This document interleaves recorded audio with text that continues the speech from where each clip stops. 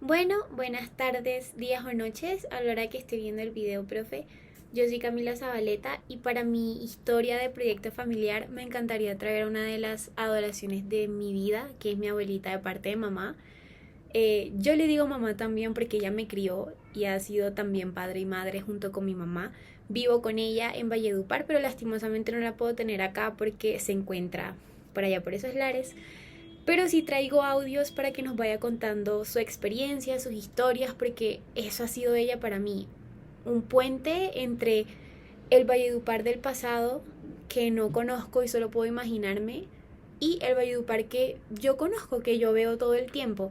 Y sí han habido muchos cambios y sí digamos que han impactado muchos sucesos de la historia de Colombia que me gustaría contar. Me gustaría presentar muy brevemente a mi abuelita pues antes de empezar y pues ella se llama Elina del Socorro Bermúdez. Ella tiene 86 años y es la mayor de 12 hermanos. Yo sé que es bastante, pero pues en esa época se tendía a tener muchísimos hijos. Y el primer punto que quiero traer o mencionar es el confesionalismo que ha marcado la historia de Colombia y pues también marcó muchísimo a mi abuelita y a su familia.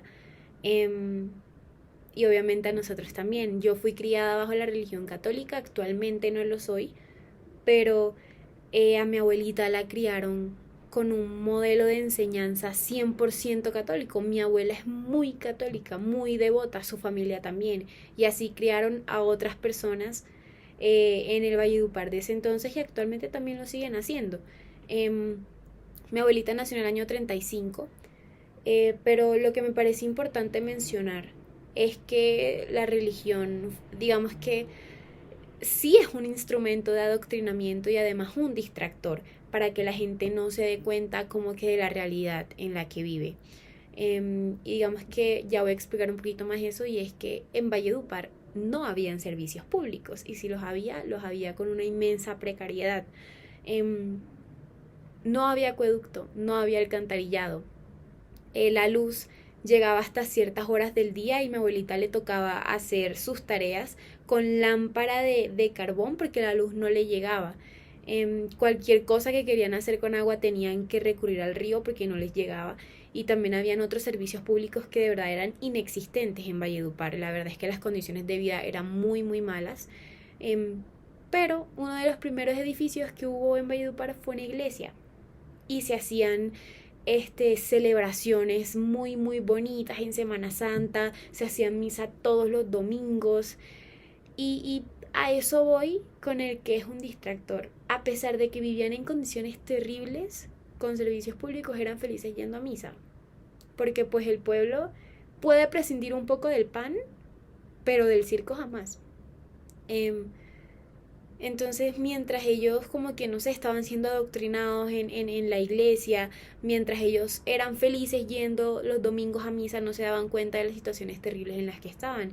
Y pues bueno, igualmente va a llegar el progreso más adelante, no decían nada, no se quejaban, no sé, las religiones una venda que le tapa los ojos a la sociedad para muchas cosas que están pasando terribles y yo creo que también esa ha sido una de las funciones del confesionalismo en este país. Pues aquí está mi abuelita contando un poco cómo eran como las celebraciones, tipo la Semana Santa y todo eso, entonces ya pongo el audio. La plaza, y ahí hacían las celebraciones de la iglesia de la Concepción, celebraban la Semana Santa muy bonita, con mucha devoción, con mucho respeto. Santo Exiomo es el patrón de Valledupar, es venerado como un gran santo que representa a Jesucristo hecho hombre. Listo. Y pues también aquí ella nos cuenta un poco sobre toda esta cuestión de los servicios públicos, que la verdad me parece muy interesante escuchar, para pasar con el siguiente punto que me parece importante también traer a colación. ¿Cómo era Valledupar en comparación? Valledupar no podía compararse con ninguna ciudad porque, como dije antes, era un pueblito, un pueblo pequeño que no tenía casi servicios. Tenía uno que ir a bañarse y a arriar el agua del río Guatapurí para todos los servicios. no había sino inodoros como ahora, sino eran excusados que le llamaban. Eso hacían un hueco, le hacían una casita y ahí le ponían un bastinete. Ese era el inodoro, eran los inodoros de antes. No había civilización. ¿Ah? No había civilización. No había alcantarillado, no había acueducto, como dije, y había que buscar el agua al río, y las acequias lavaban, que por muchas casas pasaba la acequia por el patio. Mi mamá incluso lavaba la ropa en el patio de la casa donde Pues en vivía. ese mismo orden de ideas, también quiero traer a colación otro de los aspectos que me parece a mí ha afectado negativamente, digamos que a muchas regiones que hacen parte de Colombia, muchos departamentos, y es el centralismo, porque no solamente ha impedido el progreso, digamos que armonioso de la nación y de las provincias, sino también ha obstaculizado muchos progresos personales de muchas familias que viven en estas zonas que son periféricas, no tan centrales, digamos que son pequeñas, de pronto no son ciudades principales, pero digamos que también hay personas que viven ahí que también quieren progresar. Entonces hay muy pocas oportunidades en todos estos lugares, porque también hay muy pocos recursos para estos lugares. Todos se quedan como que en Bogotá o en las ciudades grandes, y digamos que esto lo podemos evidenciar, como dije anteriormente, en los precarios servicios públicos que había en Valledupar. Pero pues por otro lado también, por lo menos mi familia se vio muy afectada en el progreso personal de cada uno de los miembros en Valledupar, porque les tocó irse a otras ciudades a estudiar, e incluso también voy a contar algo muy interesante que hacía mi abuelita, porque además de que había falta de oportunidades y recursos en las regiones y en los departamentos como que aledaños, también había un estigma y una discriminación muy grande con las personas que provenían de estos lugares. Entonces, digamos que la familia de mi abuelita era de agricultores. Digamos que mi abuelita fue la primera en su familia en estudiar en el colegio, porque sus dos padres eran analfabetas. Ella fue la primera persona en estudiar educación a sus hermanos, porque ella los crió después de que mi bisabuela, o sea, su mamá, se murió. Ella, digamos que se dio cuenta que a los provincianos, porque como Valledupar era un pueblo en ese entonces, nos llamaban provincianos. Digamos que a los provincianos no los aceptaban de la misma forma en las universidades de las grandes ciudades que digamos que si fueran una persona residente de esa ciudad. Entonces mi abuelita lo que hizo fue que hasta séptimo de bachillerato sus hermanos estudiaron en Valledupar, y luego los mandaba a estudiar a otros colegios y a otros colegios de otras ciudades, para que pudieran ingresar más fácilmente a las universidades. Y pues ya les voy a mostrar el audio para que mi abuelita lo explique mejor, pero pues ese estigma también impidió mucho el progreso de mi familia en Valledupar, y también digamos que en cualquier otra parte del país. Y eso es algo que no solamente nos pasó a nosotros, sino también le pasó a otras familias. Entonces está como el obstáculo de progresar en tu propia ciudad, porque primero hay muy pocos recursos, porque no hay servicios públicos, y tampoco es que tengas la plata, el apellido y el estatus para progresar. Y cuando tú intentas ir a otra parte, también tienes ese estigma y también ese obstáculo y esa pared que te impide también seguir progresando. Pues aquí están las palabras de mi abuelita con todo este proceso de sus hermanos. Los hermanos míos los dejaba hacer hasta séptimo aquí, y entonces los mandaba para Santa Marta o para Barranquilla, para Bogotá, para la Universidad Libre, porque antes, como por acá nos decían, eran los provincianos, después que nos agregaron el de vallenato, entonces era difícil que los alumnos de la provincia ingresaran a la universidad.